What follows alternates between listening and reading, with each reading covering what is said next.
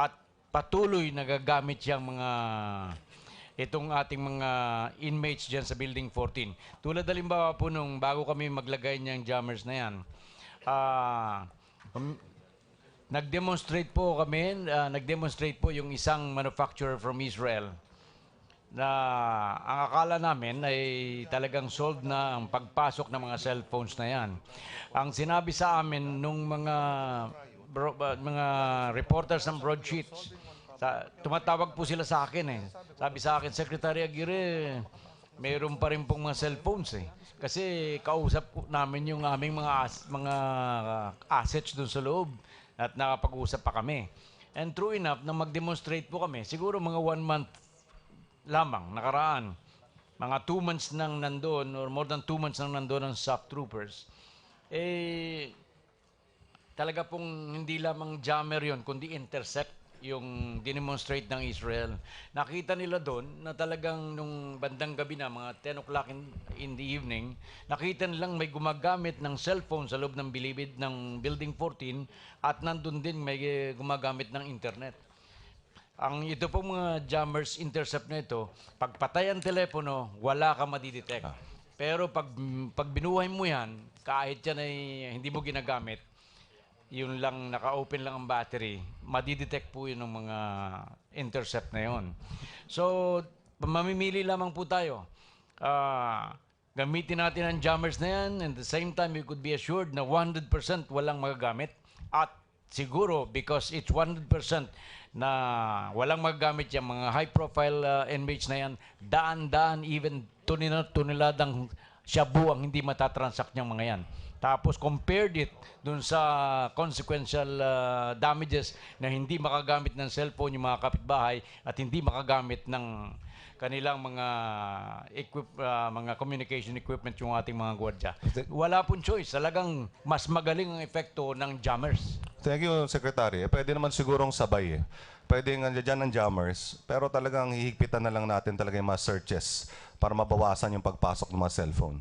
Salamat, Secretary. Tutuloy na ako kay Mr. Chairman. Ilang minuto pa po ako. Andun pala yung timer. Gumagalaw na.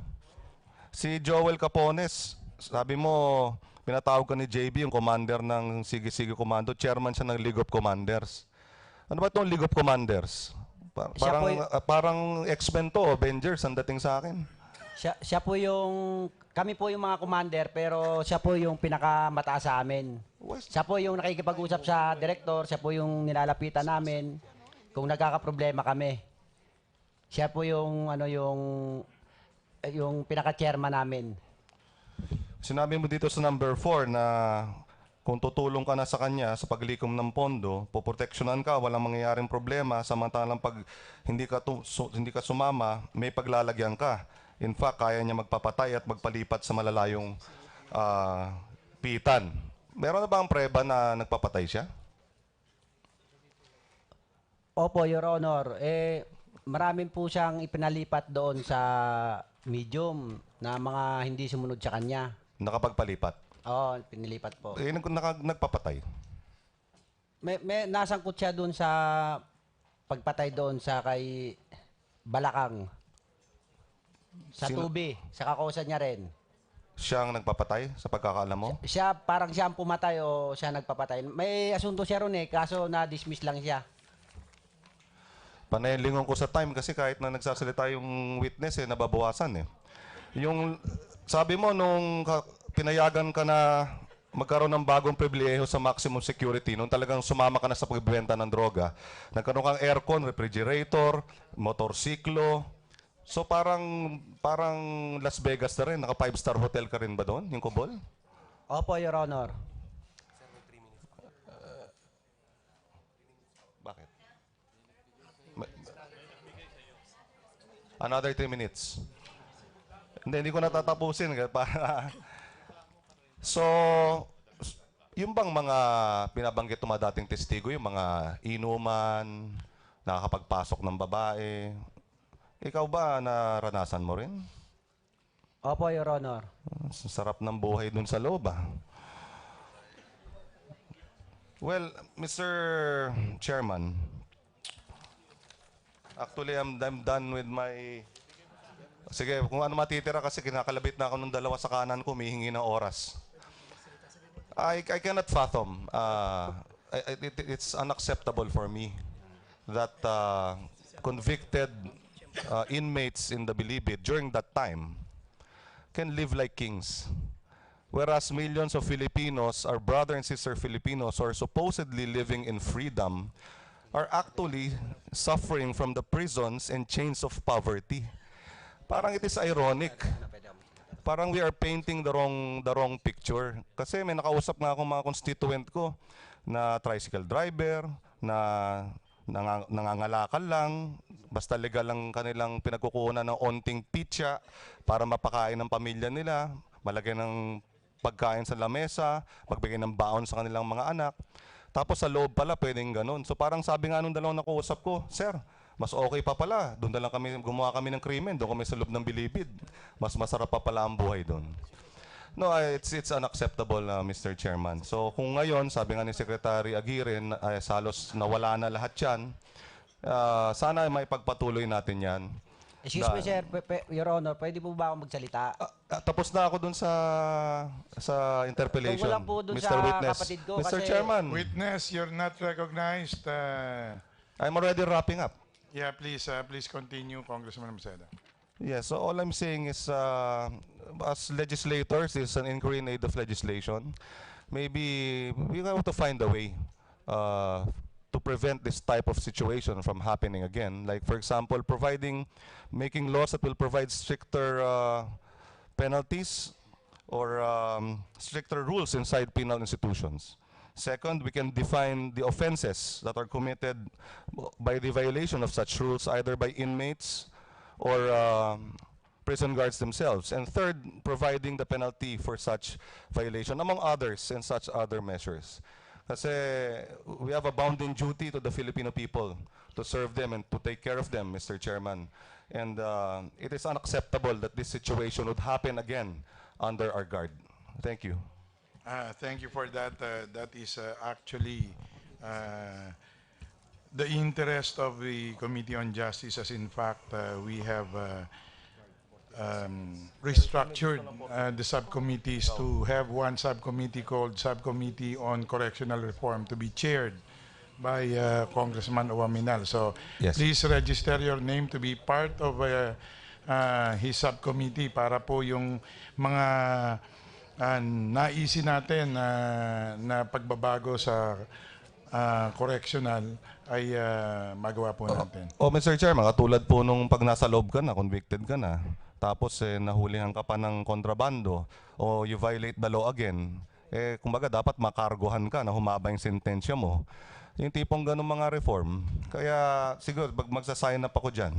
I have 29 seconds left, Mr. Chairman, and I would gladly Give it to, cede the 29 seconds to Deputy Speaker Fred Enil Castro. 29 To my right. seconds.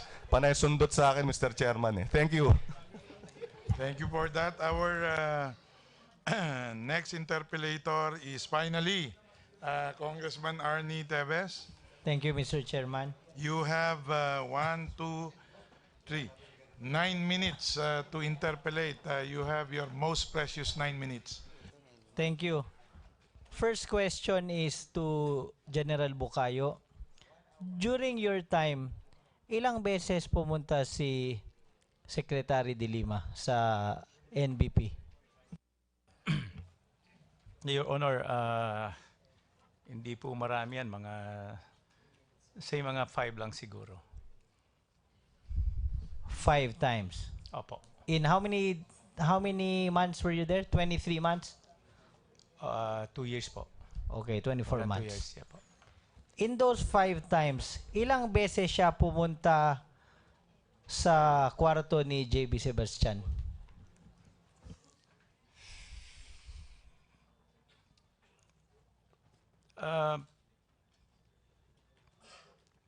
Wala ho eh. Wala. Opo. So, are As you... far as I can remember, Your Honor. Hindi, dapat alam mo yun. Ikaw yung in Opo. charge dun eh. Opo.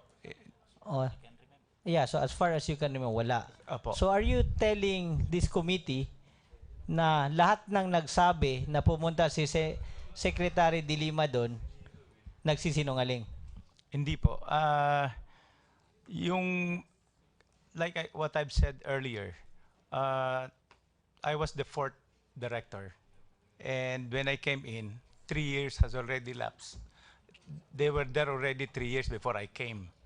So, madalas po, sa nabalitaan ko, nung panahon nung mga una pa, madalas po silang pumapasok. Are you telling the truth, General Bukayo? Opo. Bakit kayo namumutla? Gano'n lang po. No, Ganun lang really. po. You Yeah look po. very nervous. Opo. Again, are you telling the truth? Yes, sir. Yes, Your Honor. Again, bakit kayo namumutla? Ganyan lang po talaga ako at sa ano. That's I'm trying to remember po yung mga nangyari. I'll get back to you. General Magalong, anong interpretasyon nun nung sabi ni General Bukayo na baka mamatay siya? Your Honor, I could sense na he fears for his safety and the safety of his family, which is understandable naman po kasi nagkaroon ho ng isang insidente wherein one particular official of the Bucor was killed by no less than members of the drug syndicate po. Totoo ba yung sinasabi ni General Magalong?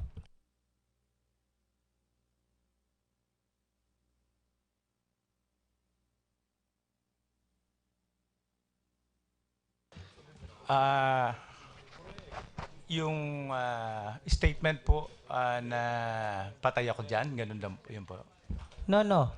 Can you repeat, General? Hindi niya yata narinig eh. Your Honor, nung nag-uusap po kami, na-sense ko po sa kanya na talagang kinakabahan siya sa safety ng family niya, sa safety rin ng sarili niya. Understandable naman po dahil there was one particular instance wherein an official of the Bucor was actually killed just outside of the penitentiary, just outside of the colonial ng drug syndicate po.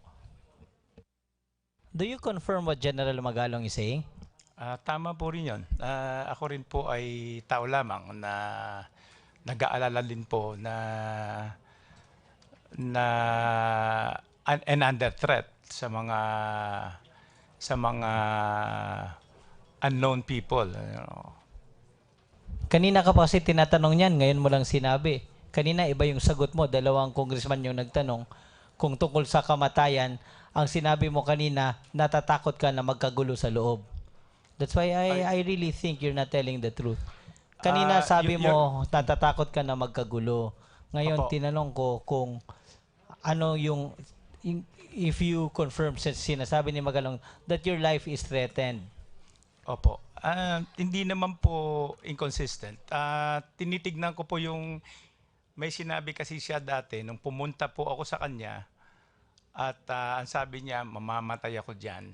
Ini-explain ko lang po how it was, anong context.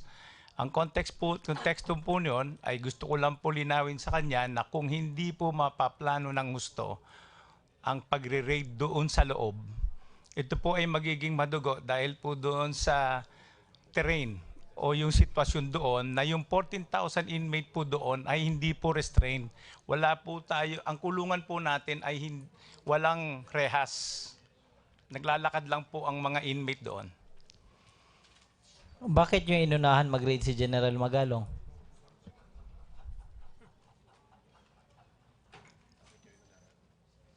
Come again po, sir. Di ba nag-raid kayo, nauna kayo nag-raid kay General Magalong, correct? Opo. Bakit nyo inunahan si General Magalong ng raid? Gaya po ng paliwanag ko kanina, when words circulated na marami nang nangyayari sa loob ng Bucor, marami pong nagplano.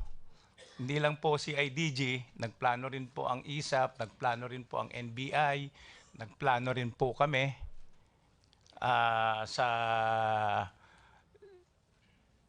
upang ma-neutralize itong organized crime group na nangyayari doon. So, gaya din ng sinabi ko kanina, when we were planning, in one of our plans, tinanong ko po si Secretary at sinabi ko, ma'am, am I going to inform the CIDG? Ang sabi niya po ay no need. So yun po ay respected the decision of the Secretary.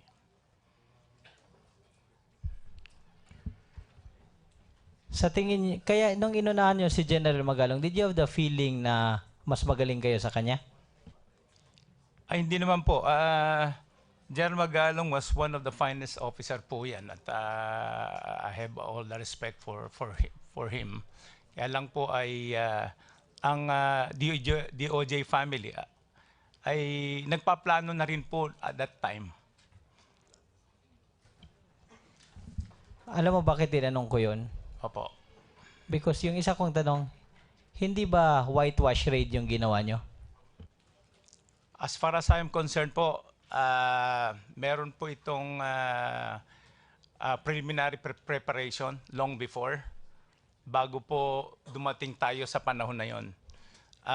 Earlier, as I have mentioned, ako po ay nagmiyembro ng NALEC, Subcommittee on Organized Crime, upang matap ko po ang mga other law enforcement agency para makatulong po sa Bucor. Dahil ang Bucor ho, wala akong kapabilidad na naharapin itong problemang ito.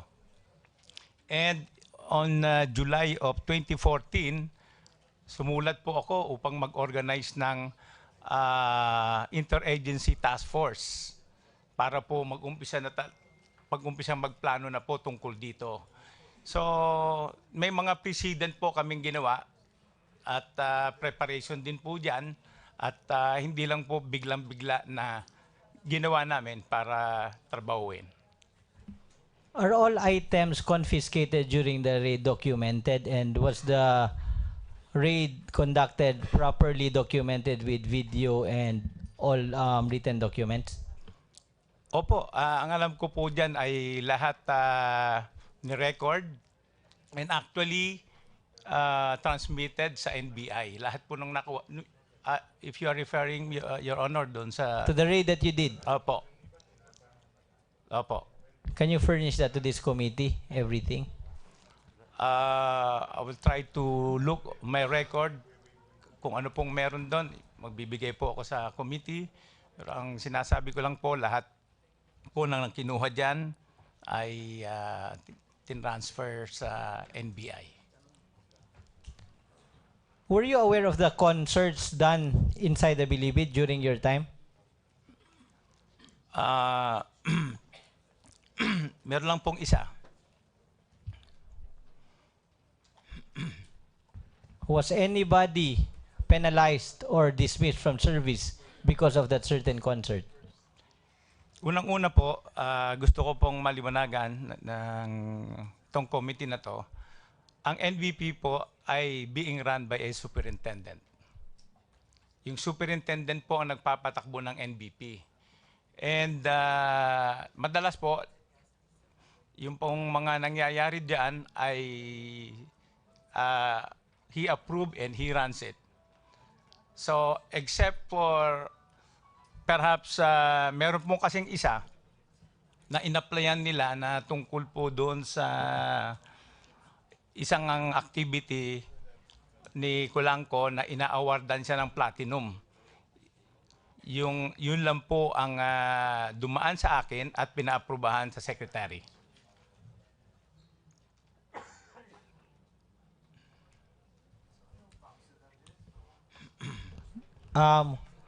Was the approval documented and the request for permission documented or verbal? Documented po yun, yung sinasabi ko kanina. Sana mabigyan din ng committee yung dokumento na yun. Opo. Yes, Your Honor.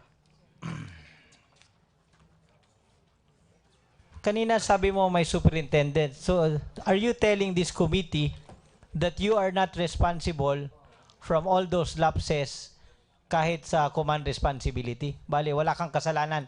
Lahat yun kasalanan ng superintendent mo. Hindi naman po sa ganon. So long as yun po ay makarating sa akin, ay ina-actionan ko po yan. Sa aking panahon po, I have suspended about 116 personnel and I have dismissed about 13. Again, Kaya can we po- have those documents? Opo.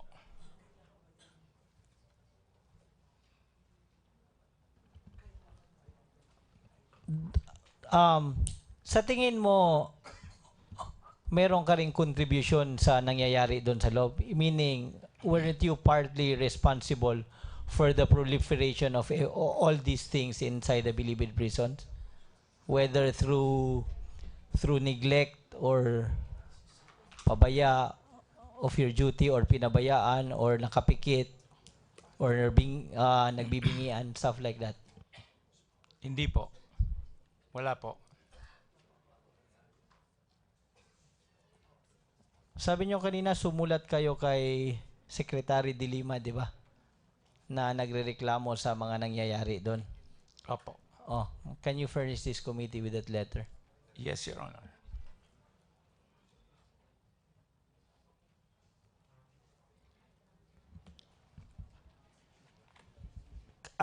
Anong tingin mo sa mga sinasabi ng mga nakaraang witness? May katotohanan or puro sinungaling?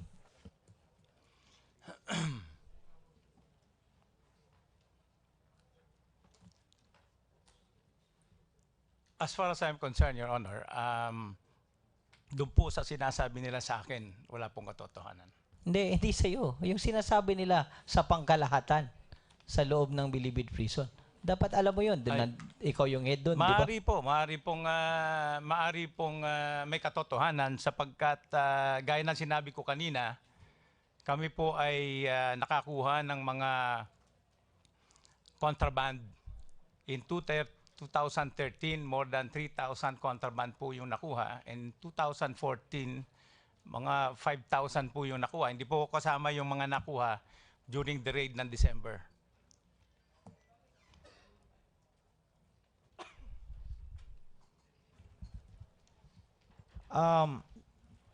Kaya nga, sino doon yung ang labo ng sagot nyo eh.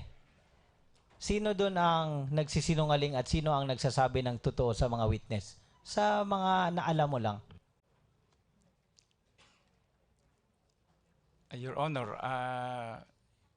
napakahirap pong sabihin yan dahil hindi po ako privy sa kanilang mga transaksyon. That's what I'm trying to drive at. Bakit hindi kayo privy sa nangyayari yon when you were the head during the time? So dapat ka palang kasuhan dahil hindi mo alam yung nangyayari doon under your watch.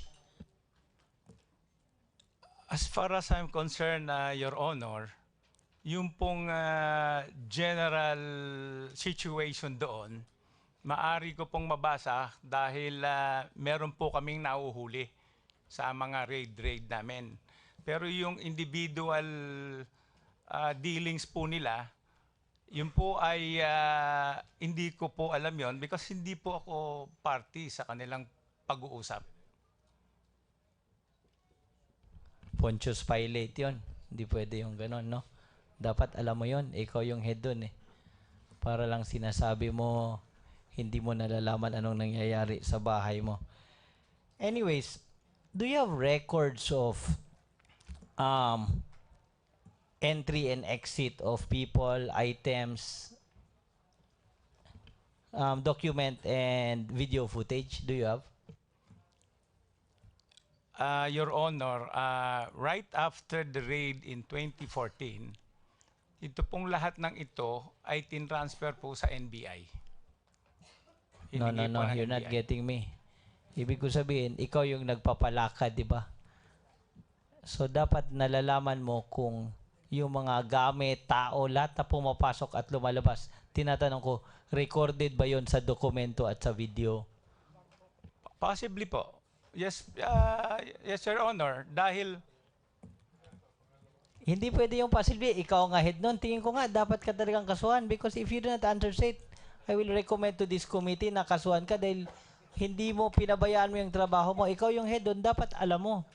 I mean, Your Honor, Yung, gaya ng sinabi ko kanina, yung direct na nagpapatakbo ng NBP ay superintendent po. May superintendent po yan.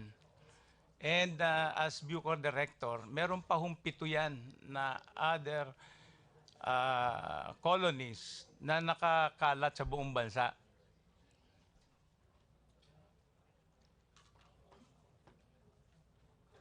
Anyway, that will be my last. Yeah, that will be my last question dahil hindi, mahirap po. Tingin ko kasi nagsisinungaling yung tinatanong ko at obvious naman sa itsura. Forgive me, sir. Masyado lang akong prangka. Oh, at nakikita ko nagsisinungaling kayo. Sorry. Anyway, I just like to manifest that I was listed for second on Monday, but in the spirit of fairness, I will not take that unless I really arrive as number 2 on Monday. Sinasabi ko lang. And yung remaining time ko, 2.5. ang daming naghihingi. Paghatian na lang natin sa ano. Ha? Sige, we will distribute that. Yeah, pag-distribute na lang. Oh, thank you, Mr. Chairman. Maraming salamat, Congressman Teves.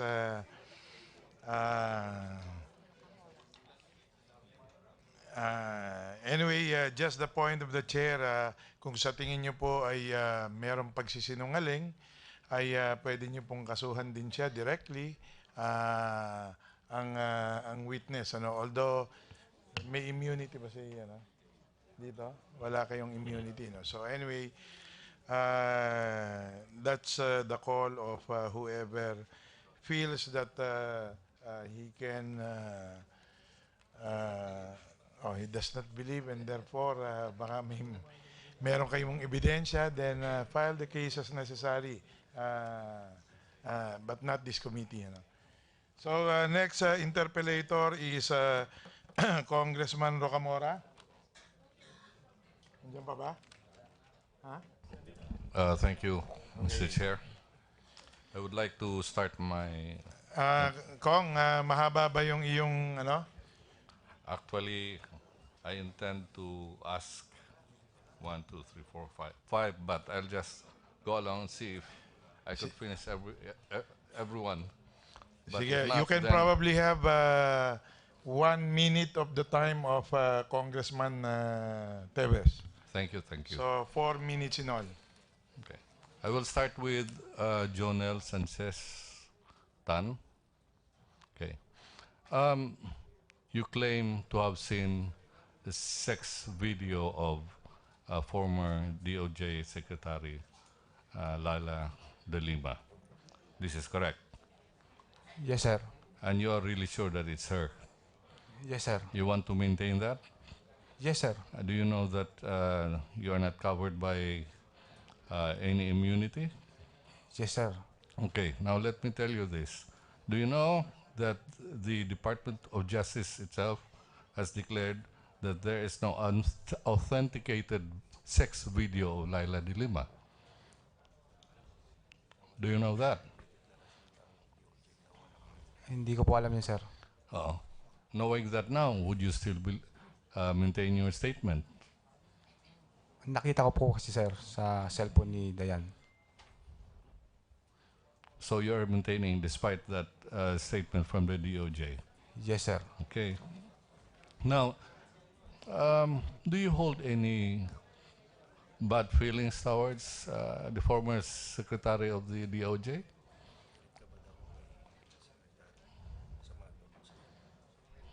May sama ng loob, sir. May sama ng loob. Okay, that's very good. That's very honest of you because as I could see in your,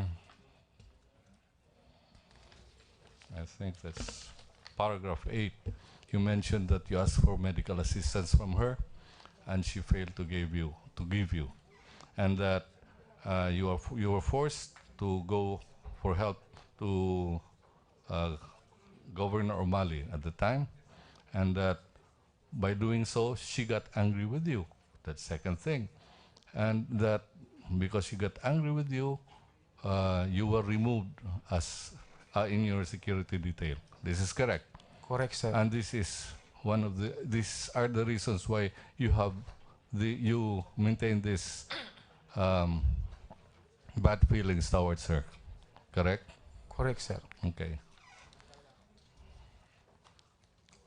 I'd like to ask jointly Police Superintendent Jerry Crisostomo Valeroso and Nonilo Arili E. Andaya. I can see from both your statements, interestingly, your point that 65 million pesos was found at the cabal of Sam Lichua. Okay? Is this correct? That is the information relayed to me, sir, by my confidential informant, sir. Precisely, because from your statement, you just simply said, knowing the circulation of huge amounts of money inside the NBP, I firmly believe that such money exists. Yes, sir. Kasi pag... Okay. So this is basically pure speculation on your part. No, sir. Kasi pag nung nakita ko sila na nagsusugal doon, sir, ng bilyar, sir, malalaki ang pustahan nila doon, sir. Kaya naniniwala ako, sir, na totoo yun, sir. What you saw is 65 million? No, sir. Doon sa pustahan lang, sir. Kasi Okay, ilang bet kasi yun, sir, eh. So you did not see 65 million No, sir. pesos? I only base the information from my assets, sir. Let me ask Nonilo Arili. You maintain that you saw the 65 million? Yes, sir. Okay. Now, tell the truth. When did you see this money? First week of December, sir. Are you sure? Yes, sir. You want to maintain that? Yes, sir. Let me read you your affidavit. Bilang panghuli, nais kong sabihin na 3 linggo bago na ilunsad ang Uplan Galugad, personal kong nakita ang halagang 65 million pesos. So which is true now? 3 weeks or 1 week before? The Honorable Rocamorat, can you please wind up? Your time is over. Okay, I just would like to get that answer. Small, it's also near to my answer, Your Honor. 1 week or of December or last week of November. I'm not talking about the month. I'm talking about the number of weeks before you saw this, before the raid that you saw this money. You stated in your affidavit that it's 3 weeks. Now you are changing that to 1 week. So which is which? 3 weeks, Your Honor. 3 weeks. Okay. So you did not see it on the 2nd week? You did not see it on the 1 week before? Of course, you did not see it at the time of the raid. This is correct. Yes, Your Honor. So all this is simply speculation, correct? No, Your Honor, because I saw that, when I saw that there will be a cash of 65 million inside the cabal of Sam Lichua, after 3 to 5 hours, I call Superintendent Valeroso to inform him that there will be a cash inside, which is 65 million, according to Sam, because Sam is my friend, Your Honor. That was 3 weeks before the raid. Yes, sir. Okay. My time is up. 24 seconds. Let me see. You still have 20 seconds. Okay. Durano, you were observed by one of my colleagues that you cried after your testimony, Yes, Your Honor. and this is because you kind of felt bad that you were forced into this situation. Yes po, Your Honor. The way I look at it, and from your statement, you were not forced at all. You were so willing. Look at paragraph 6. Sa aming pag-uusap ni Ronnie, napansin ko na palagi niyang na babanggit na may problema siya sa pera. Hindi ko nagdadalawang isip na tulungan siya. Let's go to the next. Sir, that will be your last question, sir. Okay. Your additional 1 minute is already That's over. 11, paragraph 11. Okay. Basically, paragraph 11 and paragraph 6. Oh, no, 11. shows that you willingly went into this business, drug business. And here you try to show that you cried because you were forced into it. Yes, Come Your on. Honor. Nung binasa ko na po yung last paragraph ng testimony ko, nadala na po ako ng emosyon. Kasi totoo po yun, naramdaman ko talaga yun, na nung salaya pa ako, hindi ako sumasali niyan. Kaya nadala po ako ng emosyon, hindi ko na kayang pigilan. You even gave who was that? The number of Jaguar? Huh? The number of Jaguar, so they Yes. can go into business? Yes, Your Honor. It seems to me that you were really willing to go into this kind of business. So don't appear to be, what's the term for that? Don't try to fool this committee into believing that you know. Yes, Your Honor, totoo yun. Nung nandyan na si Jaguar,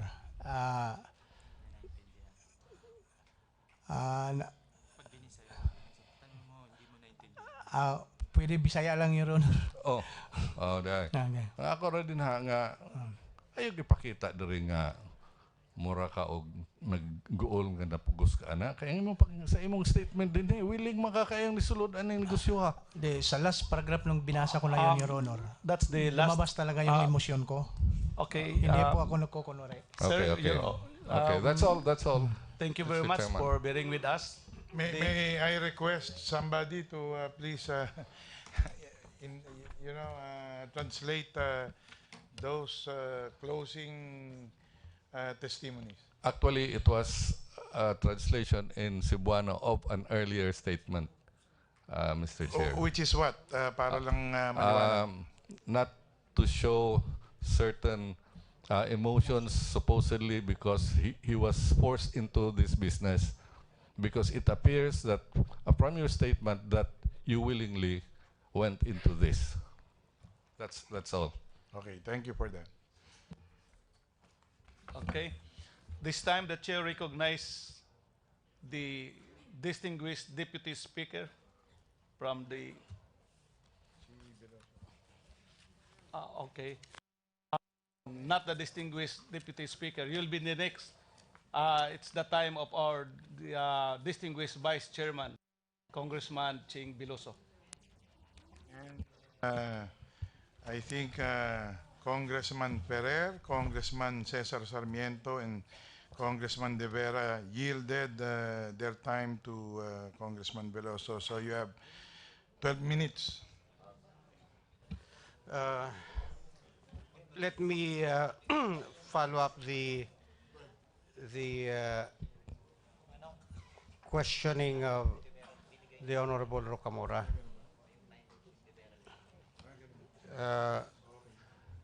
Kay Mr. Dorano. Sino yun? Pakibasa mo nga uli yung paragraph 20 ng affidavit mo.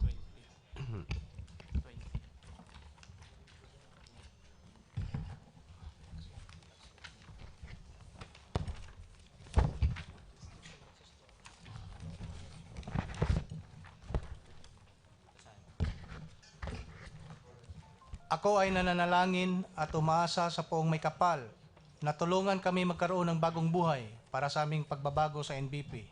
Sapagkat kaming mga nakapag-ugat na sa loob ng kulungan ay wala ng ibang hinahangad kung hindi ang katiwasayan ng aming saloobin, katulad ko na 15 years na nasa piitan. Maraming salamat po. Yung binasa mong yon, doon ka napaiyak.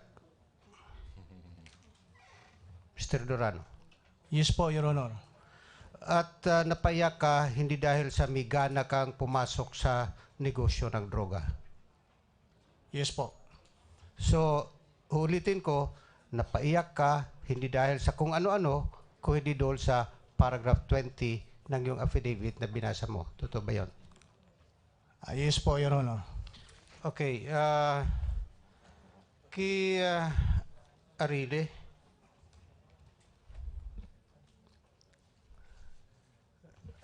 pakibasa yung paragraph 11.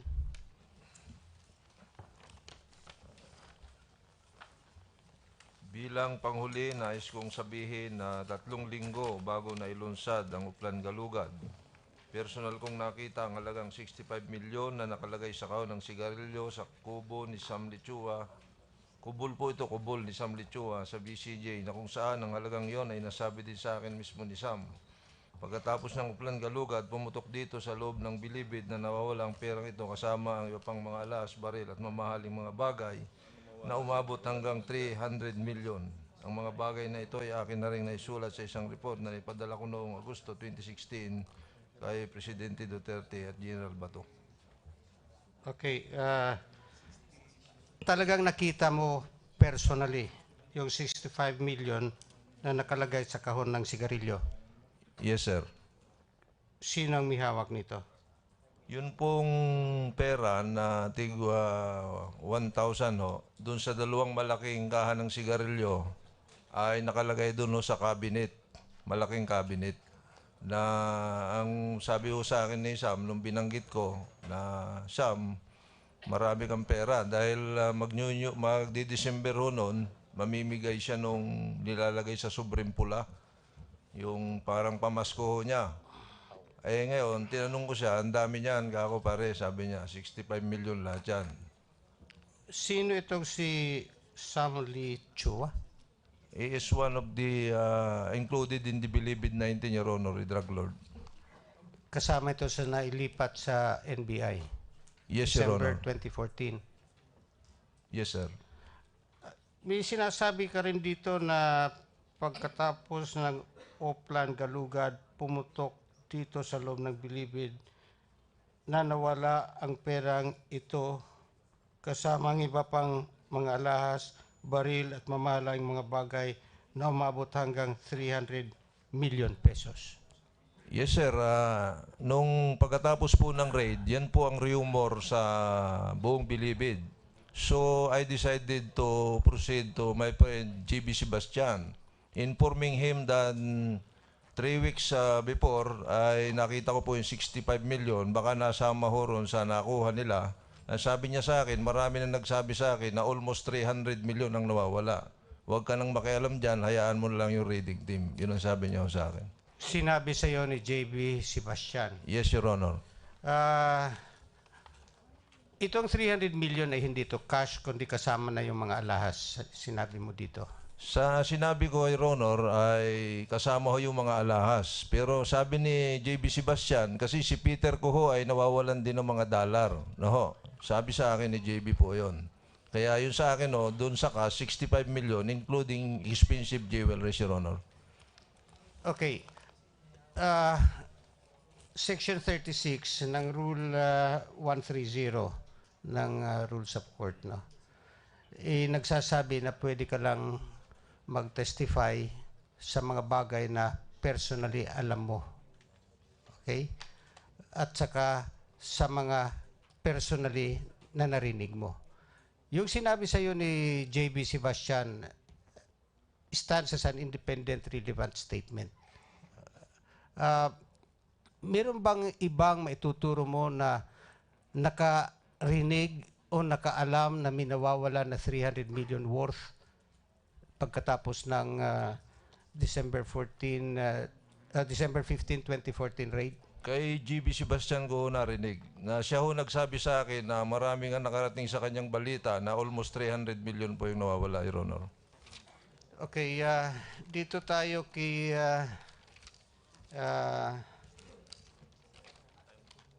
Junel. Saan si Junel? Okay. Sinabi mo sa affidavit mo na si Ronnie Dayan was both a driver and a security. Totoo yun? Yes, sir. Pag sinabi mong security, ano ito? Government security or personal private security? Personal, sir. Private security. Yes, sir. Uulitin ko yung sinabi ko kay Durano na under the law, pwede ka lang mag-testify on matters na alam mo. Okay? Iisa-isahin ko yung, basahin mo nga, puntahan mo nga yung paragraph 3 ng affidavit mo. may siyam ka kasing mga rasones kung bakit sinasabi mo na may relasyon si Ronnie Dayan at saka si Secretary of Justice De Lima. Kino-confirm mo yan? Basahin ko, sir. Hindi na, ako na ang magbabasa para hindi mo maubos yung time ko. Okay, isa doon. Okay, sige, okay. Para magaling itong comsec ko eh. Ikaw nang magbasa para hindi mabilang, mabawas sa time ko. Sige. Number 3 po. Ang close-in security ni SOJ De Lima ay pinamumunuan ni Mr. Ronnie Dayan na kung tawagin namin ay boss. Siya po ang nagbibigay sa amin ng instruction at orders galing kay SOJ De Lima. Siya rin ang nagbibigay ng weekly food allowance namin at monthly allowance. Maganda naman ang pakikitungo sa amin ni Ronnie Dayan at naging ninong siya ng aking bunsong anak. Napansin ko lang ang di pakaraniwang pagkamalapit ni Ronnie Dayan at ni SOJ De Lima. Nakalaunan, nakumpirma ko na may relasyon ang dalawa dahil si Ronnie Dayan ay sa bahay ni SOJ De Lima natutulog. Okay, stop muna tayo dyan. Sinabi mo, first reason is that nakikita mo na sa bahay ni Secretary of Justice De Lima natutulog si Ronnie Dayan. Personally, nakikita mo ito? Yes, sir. Pangalawa, tuloy. Magig sa mga out of towns na lakad namin, silang dalawa ay magkasama sa isang kwarto. Hinto muna. Nakita mo rin yan? Yes, sir. Nakita mo sa loob ng kwarto?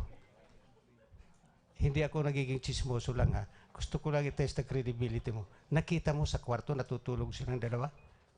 Hindi ko nakikita, sir, pero doon natutulog si Mr. Dayan, sir, sa isang kwarto. Kasama si SOJ. Okay. Ibig mong sabihin, hindi mo nakikita sa loob, pero pumapasok sa loob ng kwarto si Ronnie Dayan. Correct, sir. Okay. Tuloy mo. Madalas na din kaming pumunta sa bahay ni SOJ De Lima sa Bicol. Kapansin-pansin ang sweetness nila. Nakita, hinto muna. Pag sinabi mong sweetness, matamis, ano ibig mong sabihin sa sweetness? Close, sir, masyado. At talagang malambing, sir. Malambing. Yes, sir. Parang sweetie-sweetie. Yes, sir. Okay, tuloy mo. Habang kami ay bumabiyahe papuntang probinsya, sila po ay nagsusubuan ng nilagang saging saba. Nakita mo rin ito? Nakita ko, sir. Sinabi mo na rin kanina yan, nag-testify, inuulit ko lang kasi kasama sa paragraph 3. Talagang nakita mo ito? Yes, sir. Okay. Tuloy mo. Kami rin ay pumupunta sa bahay ni Ronnie Dayan sa Orbis Tondo, Pangasinan, kasama si SOJ De Lima. Okay. Pumupunta kayo sa bahay ni Ronnie Dayan. Yes, sir. Sa tingin mo, kasi unusual ng boss pupunta sa bahay ng driver niya. Anong tingin mo ang rason? Special, sir. Ha? Special na boss, sir. Dahil si Ronnie Dayan ay special na driver. Yes, sir. Okay. Tuloy mo. At pag birthday ni Ronnie Dayan tuwing last week ng December ay pumupunta si SOJ De Lima at doon nagpapaabot ng New Year.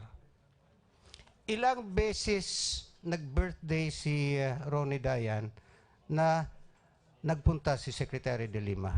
Simula nung nag-duty ako, sir. Bawat birthday ni Ronnie Dayan, yes, pumupunta siya? Yes, sir. Okay, tuloy mo. Sa tuwing kami ay mag-grocery, binibila ni SOJ De Lima si Ronnie Dayan ng paborito niyang Pondador, Marlboro. Okay. Paano mo nalaman na paborito ni Ronnie Dayan ang Fondador? Binibili niya yun, sir, kay Secretary. Binibilin. Yes, sir. Narinig mong pinagsabihan Secretary pakibili nito? Basta pag nag-grocery kami, sir, automatic may Pondador kaming kinukuha para sa kanya. Paano mo nalaman na para sa kanya? Dahil nakikita ko rin, sir, na inuuwi niya yun, sir. Okay, tuloy mo. Binibilan din ni SOG si Ronnie Dayan ng barong, sapatos at mga personal na gamit niya. Hanggang taas. Okay, sandali. Personal na gamit niya. Yes, sir. Meron kang barong. Sumusuot ka rin ng barong. Yes, sir. Sino bumibili ng barong mo? Ako, sir. Asawa mo? Yes, sir. Binibilan ka ng asawa mo ng barong dahil mahal ka ng asawa mo. Yes, sir. Hindi ko sinasabi na mahal ni De Lima si Ronnie Dayan kaya binibilan siya ng barong. Ha? Okay, tuloy tayo. Sapatos. Yes, sir. Binilan din. Yes, sir. Kasi nung duty po kami, sir, nasira yung sapatos ni Ronnie Dayan. Binigyan ng pera si Ronnie ni ma'am para magbilhan ng sapatos. Okay. Halimbawa, ikaw si Ronnie Dayan. Itong mga pinagsasabi mo ngayon ginagawa sa'yo ni Secretary De Lima. Ipagyayabang mo rin ba na girlfriend mo si Secretary De Lima? Siyempre, sir.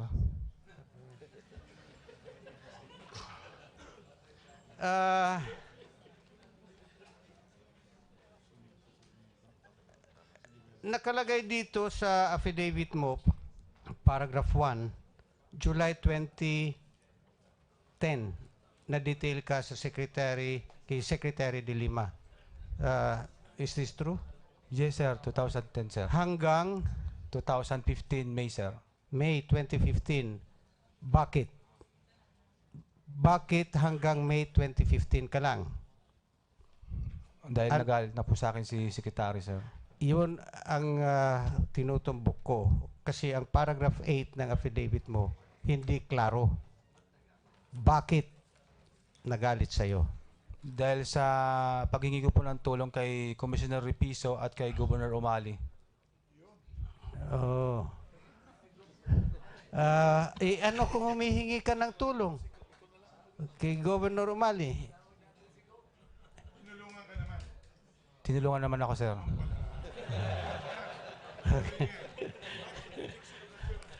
Okay.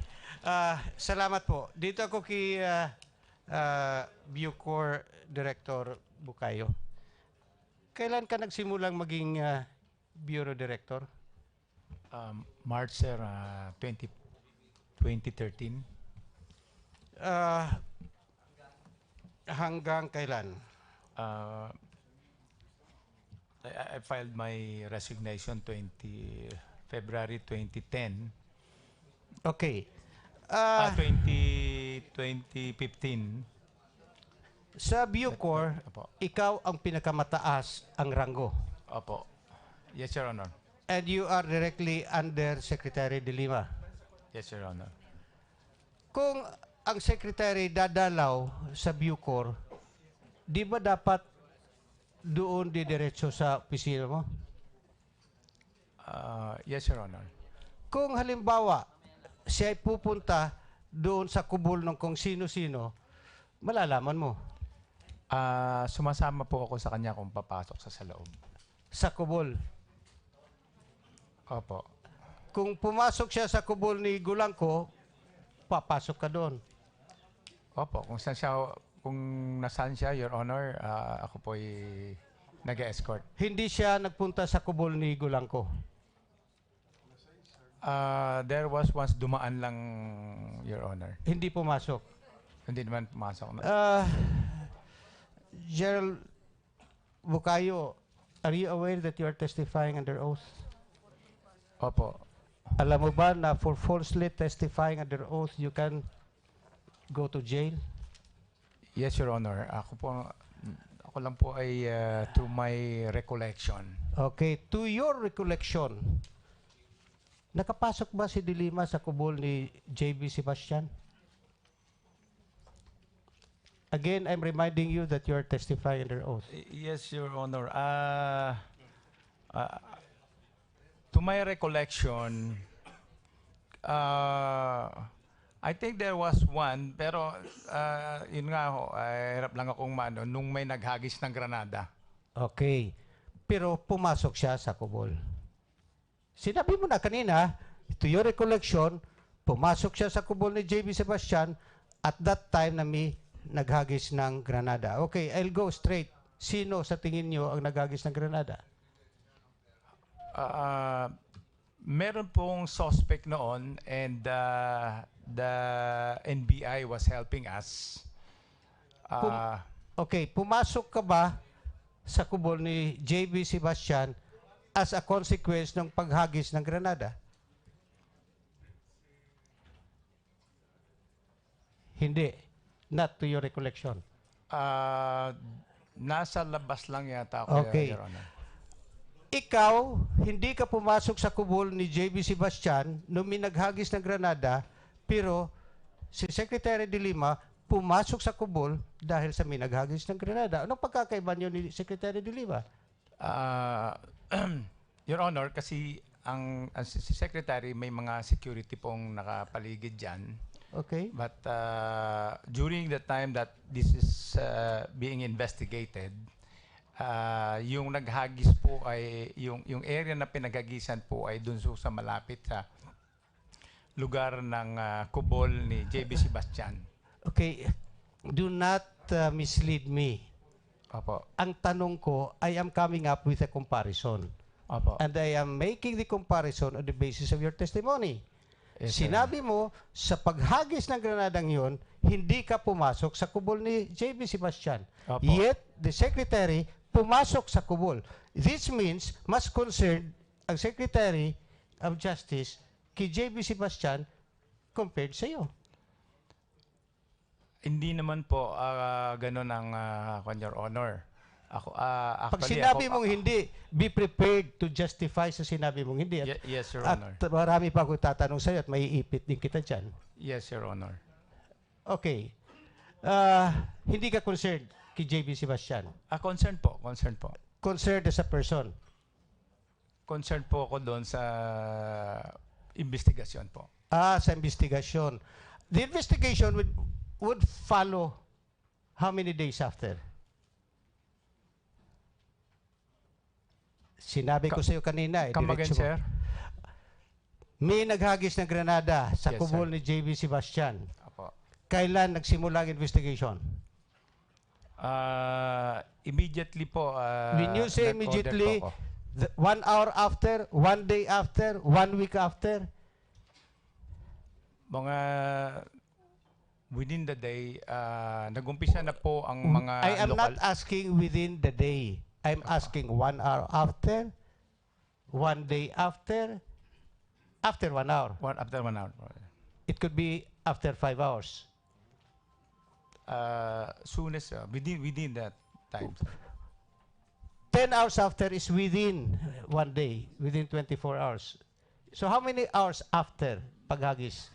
Siguro po within an hour. Oh. Within an hour.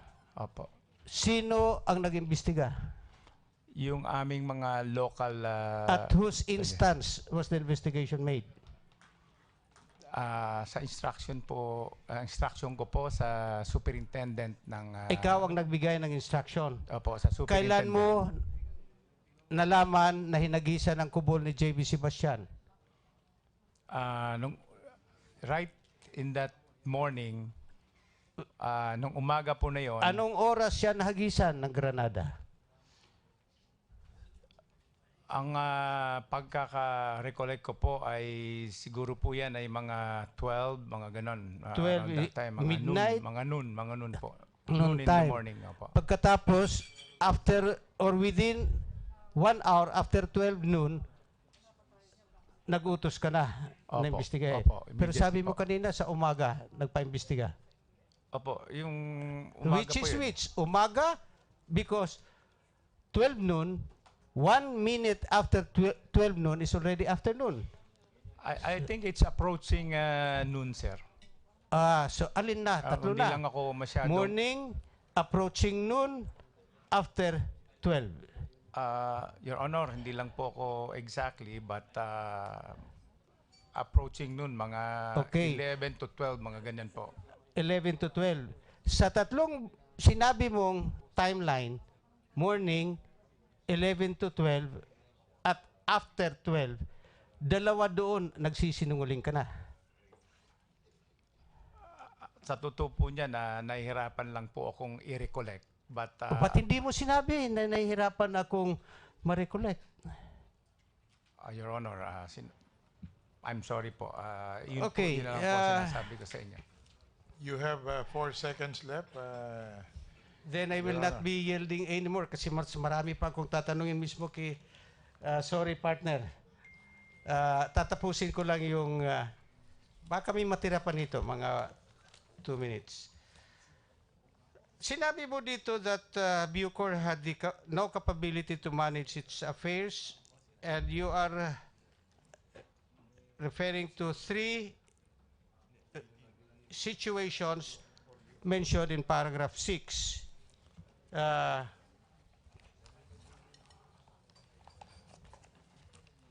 Tingnan mo yung paragraph 6 mo, and you are talking of prevalence of underground criminal operations, existence of a gang or pangkat system among inmates, and the existence of kubols and VIP system among inmates. Sinabi mo rin dito na paragraph 7, these problems persisted long before my time, and I trust up to this very day that they still exist. Di ba? Yes, Your Honor. Okay. So, but on the other hand, sinasabi mo sa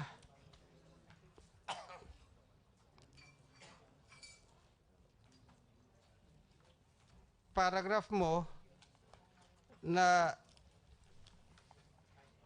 wala kang accountability dahil magaling ka. Naayos mo yung trabaho, di ba? Naalis mo itong tatlong ito ng mga problema. I've been trying to do it within my capability. So hindi mo naayos. Yung Prevalence of underground criminal operations, hindi mo naayos. nakalagay din po diyan kasi sa Your Honor na ito po yung mga problem na nalaman ko diyan, and that's why one of my solution was to ask outside support from... Hindi mo rin naayos ang existence of gang or pangkat system? Hindi rin po. Hindi mo rin naayos yun? I was trying to do something You were about trying but hindi mo naayos? Hindi po. Okay. The existence of kubols and VIP system among inmates, hindi mo rin naayos? Hindi rin po. There are two issues, two concerns of this legislative inquiry. Drug proliferation, accountability of public officers. Inamin mo na hindi mo naayos itong tatlong ito. So, in effect, inaamin mo na accountable ka doon. Your Honor, may I explain? Okay. I did something about it. Mr. Chair, Mr. Chair, can we remind the witness or the resource speaker that the question is incriminating? Do you have a lawyer, Mr. Sir? Counsel, Your Honor, please. sorry. Parang chair. Wala kayong, anyway, just to be fair and to remind you that you can refuse to answer on incriminating. Your Honor, the witness has already incriminated himself. There is no need for counsel to advise him against self-incrimination. Binabasa ko affidavit niya eh. Well, I was watching and listening him. Kaya kanina ko pa sinasabi sa kay Ma'am Gwen Garcia na kawawa ka. Because you are supposed to have a lawyer. And that right should not be waived. You have a constitutional right. So, Kanina pa kung sabi sa kanya, kawawa ka, General Bukayo. Kasi you are incriminating yourself and you do not know that you are under oath. Well, yung right to counsel is something that is attached to the person. So, I guess, meron ka na bang abogado? Yes, Your Honor. May I request you to please stand up and be recognized? Good evening, Mr. And, Chair and Your identify Honors. yourself. I am Attorney Francis de la Paz. Francis de la Paz. Francis de la Paz. So you have the duty to advise your client of his constitutional rights. We submit, Your Honor. Thank you. I'll just finish that point, Your Honor.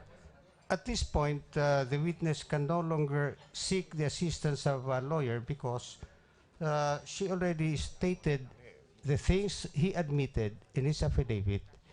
If he withdraws them, he will be guilty of perjury. Again, let me also point out, Your Honor, that counsel, these are matters of facts, no? The witness can testify only on matters of his own personal knowledge. If the lawyer will coach him on these facts, that would already be hearsay. Yung right against self-incrimination, iwanan ko na yan dyan, Your Honor, Mr. Chairman. Can I just proceed para nako, 38 seconds na lang. Okay, please proceed.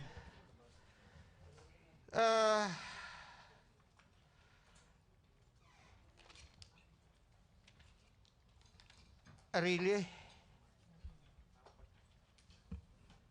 Paragraph 8. Pakibasa lang. Isa din sa mga inutos sa akin bilang asset ay kunin ang account number ni JB kung saan niya inuhulog ang mga perang kinikita sa pagbibinda ng droga. Nakuha ko ang video account number 0031007956 na may account name na Kuko Jewelry Shop sa pamamagitan ni Ruben Acerbo.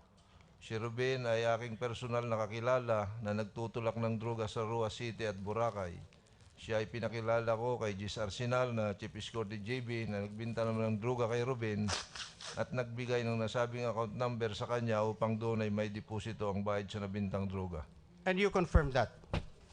Yes, Your Honor. Paragraph 10, please. Ang Oplan Kronos ay pinarating ni General Magalong kay General Garbo na nooy PNP Deputy Director for Operations. Nasabi sa akin ni Colonel Valeroso na hindi natuloy ang operasyon ng Oplan Kronos dahil noong nakipag-coordinate si General Magalong kay Secretary de Lima, hindi ito pumayag. Sinabi ito ni General Bukayo na hindi pumayag si Secretary de Lima at saka si Arile. Well, I'm sorry. Wala nang time. Sige. That will be all, Mr. Chairman. You wish a second round, Vice Chairman? Wag na, wala akong lunch eh. Okay, so thank you, Congressman Veloso. And next interpellator is Congressman Romy Acop. He has 8 minutes. Thank you, Mr. Chair. May I know if Senior Superintendent Valeroso is still around? Yes, sir. Could you please stand? Thank you. When were you relieved from CIDG? Sir, July 11, sir, 2016. And where were you assigned after that? Region 18, sir. Then later on, it was amended. And it was assigned to PHAW, sir. PHAW is a holding group Yes, sir. for people who have no assignment. Yes, for sir. the information of everybody. Are you trying to tell this representation that even if you were in PHAW, you operated against illegal drugs? Ako po si Cathy San Gabriel. Subscribe na sa PTV YouTube channel. I-click lang po ang subscribe button.